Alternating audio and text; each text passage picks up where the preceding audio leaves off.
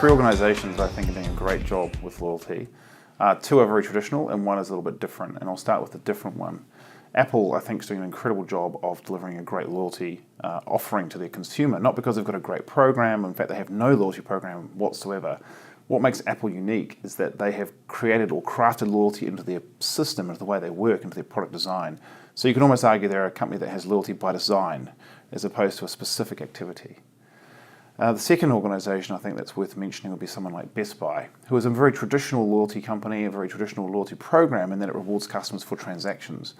But as you accumulate rewards and you gain more and more rewards and you spend more money with them, what happens is you get access to more and more and more things that are exclusive, such as product launches, new inventories, new sales discounts, and so forth ahead of the pack.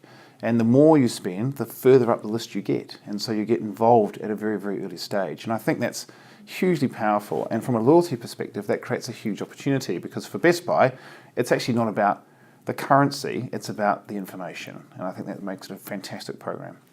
And the third loyalty program that I think is exceptional is the Starbucks program, which everyone's heard a lot about. Starbucks is great as a loyalty program because it rewards not only your relationship with them as a brand and what you buy from them, but they also reward you by giving you a personalized experience. It doesn't matter where you go in the network, you present your identity and they know, hi Stephen, and they say, hey, hi Stephen, how are you? Would you like your standard triple shot Americano with soy? Because they know that that's what you buy. And there's something about that relationship which means that it sort of travels with you wherever you go. And I think that makes their loyalty program quite exceptional and quite extraordinary. And so they're probably the three ones that are favourites of mine right now.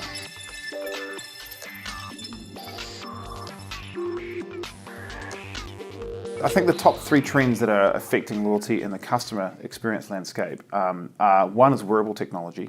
So we're increasingly seeing the adoption of technology in the things that we wear, and that's going to change our relationship with the places we go.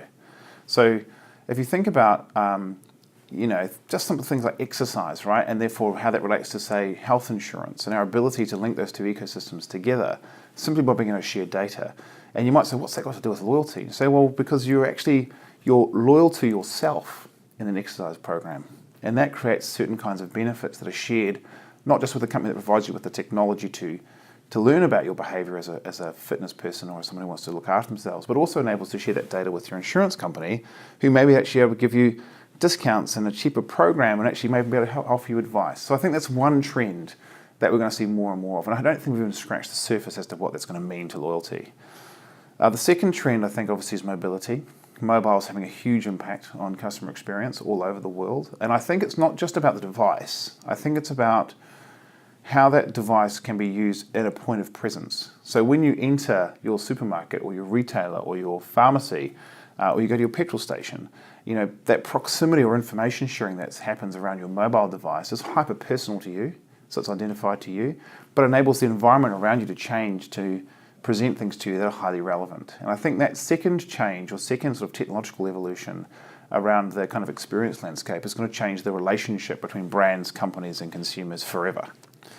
I think the third technological revelation, if you like, is the migration from technology platforms built to serve the needs of the enterprise that are built to serve the needs of the consumer. And there's a company in New Zealand actually called MyWave, which I recommend you take a look at. And they're moving down the path of what they call customer managed relationships, and not customer relationship management. And the difference there is that the consumer is entirely in control. They're in a situation where they can share their data with whomever and whenever they want to, and they can stop that too. And because they're shifting the power away from being about the management platform to being about the relationship with the brand or the company, they're feeling more empowered. And effectively, the more they feel empowered, the more they share. And the more they share, the better our loyalty services and our loyalty proposition will become.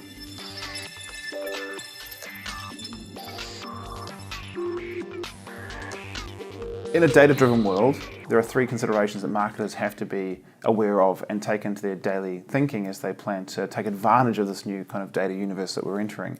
The first one is, let's let the consumer decide what they want to see from us much more. So let's move away from being in a world where we're pushing stuff at people all the time into a universe where the things we do for our customer or our consumer is so useful or meaningful or valuable to them that they just demand it. So we can move from being in a push marketing universe to a pull marketing universe. So I think one of the things that I challenge or ask marketers to consider is how do they do that? And when they're doing their campaign planning, are they actually putting enough effort into driving enough value for the end consumer of that campaign to make them want to participate? And then we'll get away from this world where we're just bombarding people's cell phones or email inboxes with stuff. And they'll actually go, you know what, that's a really cool thing, I want some of that. And they'll continue to go back there as a starting point rather than an afterthought. I think that's very valuable. The second thing that marketers should probably be aware of or consider is that there's still an element of entertainment in all this. As we get more and more data-driven and more focused on the technology, it becomes increasingly imperative for us to give the consumer something they want. And sometimes that's an offer, yes, sometimes it's a voucher or a discount, but lots of the time it's just entertainment. It's just information. It's something that's going to lighten their day or make them feel a bit better about themselves. And I think that's something as marketers we kind of should feel kind of beholden to. That's kind of a core part of why we probably got into marketing and advertising in the first place, is that there's an element of entertainment.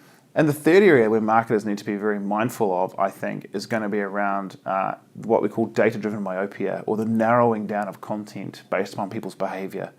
Because we do know that people are very habitual, the data tells us that too, which means that we can get increasingly focused down onto very specific things. So this person is going to want to do this thing on Tuesday at 10 o'clock.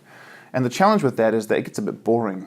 So we have an opportunity to throw a bit of serendipity into the equation, a little bit of randomness into the machine, if you like, or a ghost inside the process, so that every so often we surprise the consumer, or we surprise and delight them with something they weren't expecting. And so I think part of our job is to make the goal of advertising, yes, a bit disruptive, yes, useful to people, yes, entertaining, and yes, very relevant, and quite high utility, so they want more and more of it.